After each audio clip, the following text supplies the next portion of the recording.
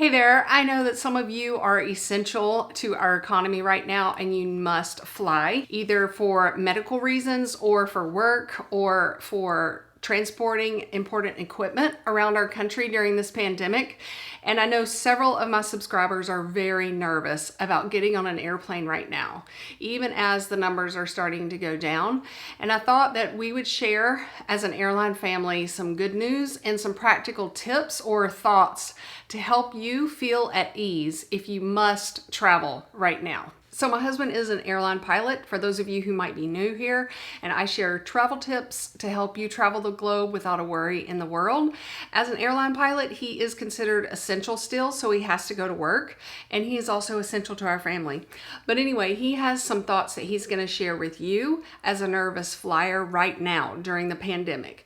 And I just want to say this off the bat that he is not representing an airline or any public agency. You should always consult your healthcare provider before even thinking of getting on an airplane right now.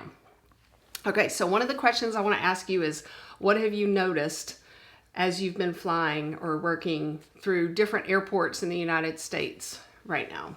A lot more airports have Purell or hand sanitizers in obvious locations, and they're encouraging people to use it, as well as a lot of airports, because of the downturn in traffic, have various restaurants that are no longer in operation. They're closed. Okay, and he told me the other day a new Transportation Security Administration statistic, and what was that? I think on an average, the TSA screens about 2 million people per day.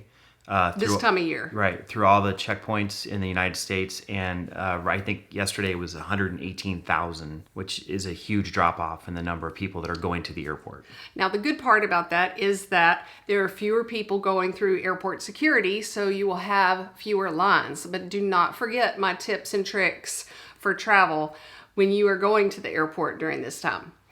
Now, if you are flying in a large airport and you really need that coffee, like where should you go? What have you noticed? I have noticed that some airports, from personal experience, the large airports do have some type of coffee place open, whether it be a Starbucks or a Dunkin' Donuts.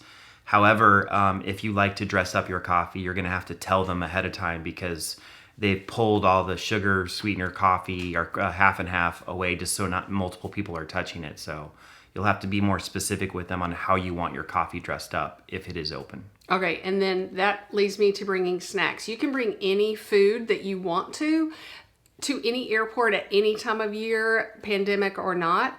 But just know that if it can squish and smush, like kind of be considered a liquid, like applesauce, cooked oatmeal, that is considered a liquid according to TSA usually, or on paper. So that needs to be able to fit in a 3.4 ounce container or less, and inside that liquid bag. Bring any snacks you want to if you are flying in our country. And I would recommend you check with your airline, because some airlines have suspended certain types of food service on the airplane. So there may not be any food available for purchase than if you're normally used to doing that on an airplane. And plastic cups, like no ice probably, like water in a cup of ice. You won't get that. You'll probably get a can of your soda. No coffee probably, and no hot tea probably. And definitely not fresh food, would Correct. you say? Correct. If you must fly during these uncertain times, you can go to your airline's website, and they usually have a COVID update. If you give it a few seconds of delay, then a little COVID announcement section will pop up and you can click on that. Like I know for Delta Airlines, they tell you they're tripling their amount of cleaning their kiosk that you check in at. And then at the gate area, they're cleaning those areas, like the surfaces of everything, more times during the day. I do need to tell you that the Transportation Security Administration has said that you can bring an entire bucket of antibacterial wipes. I thought that was a no-no, because there's a little bit of liquid in the bottom of it. In order to save space, we always recommend putting those wipes into individual baggies. And then when you get on the airplane, what are some things that you would wipe down? I would wipe down the armrests and the seatbelts. I think most airlines right now are giving their airplanes a big deep clean between passengers when it arrives at a gate. but it wouldn't hurt to wipe down the hard surfaces that you're going to be touching. That tray table. Tray table, where your elbows, the armrests, and the seatbelts. All right, and then also I found on one of the airlines' websites, and I will put it up right now.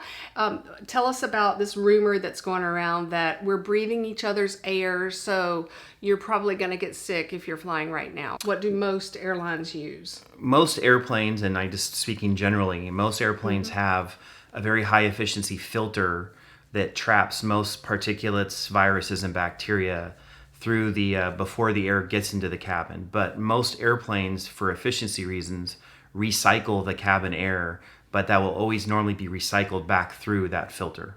If they are beside this close to a passenger and he or she starts coughing, besides wearing a mask that now the CDC is recommending that you do whenever you are away from your home, besides wearing a mask, what is something that they can do or say?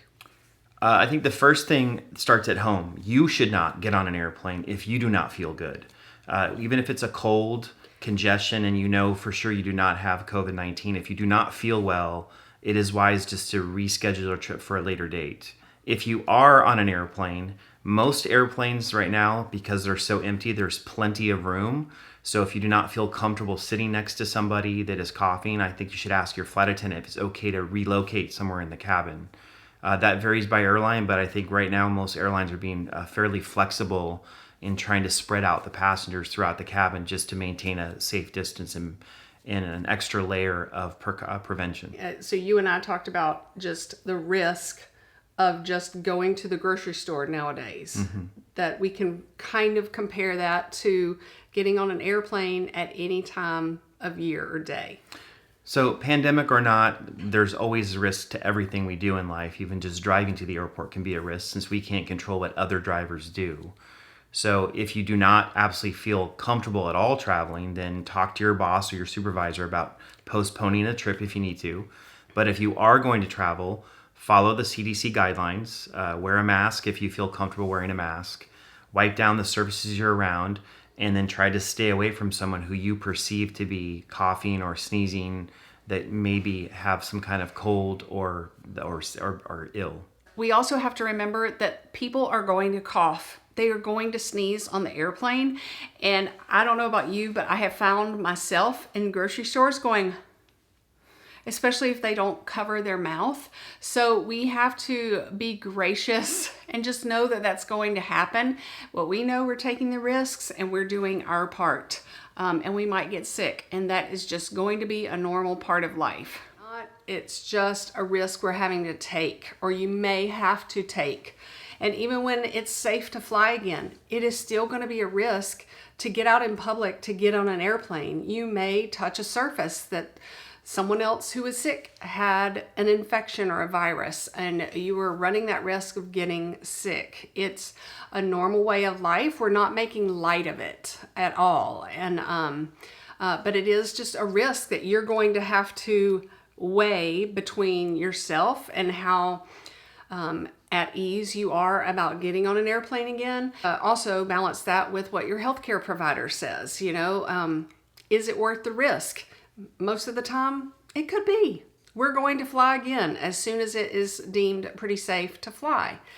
Now tell them about what you as pilots are having to do if you fly to like Connecticut, New York City, LaGuardia, like different airports that are deemed the unsafe kind of airports or something like that? Well, we're still offering very limited service to hotspots, what they call the hotspot cities. But we take the same precautions that our passengers take when we get in an airplane. We wipe down all the surfaces that we're going to touch since we don't know who flew the airplane last and what their health condition was. Most airlines are telling their pilots the same thing we would tell passengers. If we don't feel good, then we're not going to go to work. And that includes if we're already someplace on a layover, then we are told just to stay at the hotel and get further guidance on what you should do. So we're going to take the same precautions that passengers are going to take as well, because we don't want to get sick either. So when you fly to those hot spots and then you land here at the George Bush Intercontinental Airport in Houston, what do you have to show now to policemen who are waiting there when everybody's getting off the airplane? So several states have put in emergency executive orders that state if you've been to a hot spot state such as New York, Connecticut, Louisiana, or California, in some states you are required to self-quarantine yourself for 2 weeks after you arrive into your state, wherever that is. So I know, for example, in the state of Texas, when you land, you're going to be greeted by law enforcement who will ask you to fill out a form that talks about who you are, where you came from, and where you're going to be staying for the quarantine. And it is apparently it's a misdemeanor and punishable by a fine and jail if they stop by that address and you happen to not be there. So you are required to self-quarantine if you arrive from specific cities, and those are all by state, vary by state. Just in case you need it, I will list those sites that are available for you and different airline sites that I found these facts at. The TSA.gov site has a list of all of the TSA officers who have contracted the COVID-19 virus by airport in that state. And they have listed even on the graph what time that person or the shift of hours that officer was working, just in case that might affect you if you went through them or got a pat down from them or something. So I will list that for you. I also found out that United Airlines is offering free travel to medical personnel traveling to the New York City area to help with the medical needs up there. We know that they are the heroes for us. We are trying to do our part. Airlines, other businesses are trying to do their part, but some of them are essential and they still need their workers to be where they need them to carry on business or to save lives even. Two other things that we found out is that parking in the daily area of a lot of airports right now are down to $5 for an entire day. So that might help some of you. And then also the TSA has shut down some of their checkpoints in some of the larger airports, like at the George Bush Intercontinental Airport, Terminal B security checkpoint is closed down. So you would have to go through another terminal. Just check your airline. We always recommend downloading your airline's app. And then even the airport's app, they're good with showing you maps and stuff like that too. If you need any other travel tips, when travel does resume with peace of mind, be sure to check around my Travel Tips by Laura YouTube channel. I am sharing travel tips and tricks with you that we have garnered over our 20 years almost of being married and him as an airline pilot that will hopefully help you travel the globe without a worry in the world. Let me know where you're going and what your essential business is and any other fears that you are thinking if you must travel at this time. Once again, I want to tell you thank you so much, and we just wish you well and safe travels. Okay. All right. You do look white. She's like, I didn't know you were married to a ghost.